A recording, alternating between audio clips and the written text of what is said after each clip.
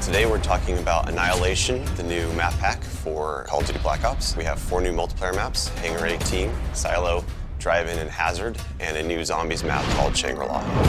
Hangar 18 is based in the highly controversial Area 51, and it has a lot of Easter eggs that play up the conspiracy theory aspect. Hangar 18 is a medium-sized map. It has a pretty classic multiplayer gameplay structure. All the paths lead through and around the hangar. It kind of caters for all game types. You've got your close quarters going through the hangar. You've also got some sniper points as well. Strategically, you want to hold down the hangar. If you can work with your teammates to really control the 4 main flow points, then you're going to dominate the map.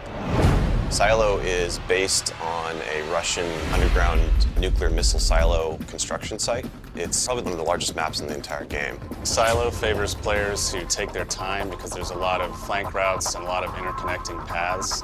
So players who are smart and use decoys and pay attention to the mini-map are going to be more successful. You can't really stick around in one place for too long because you're going to get shot from multiple angles. You really need to learn how to play the map, how the paths flow, and you need to stay on the move.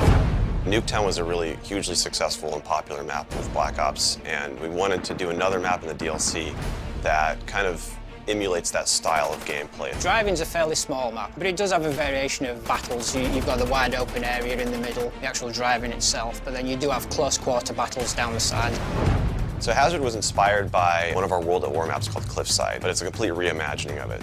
We've actually turned it into a golf course. It's a great level. Hazard is probably one of the only maps in the game that focuses almost exclusively on long-distance engagements, and the long-range snipers and LMG gunners and assault rifle guys are going to have an advantage. You're definitely going to want to avoid the fairway if you're not a sniper and stick to the edges of the map where there's some more intense choke points and medium-range engagements.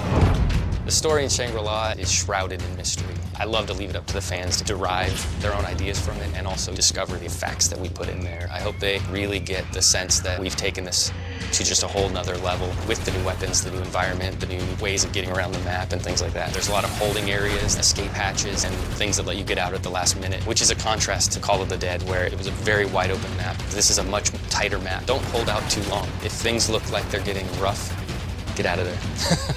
It's time to go. With Annihilation, we had a goal that we really wanted to push the visuals in all the maps. Each map feels very unique from one another. They feel like the kind of maps that you just want to spend a lot of time in. Annihilation hits Xbox Live Marketplace on June 28th.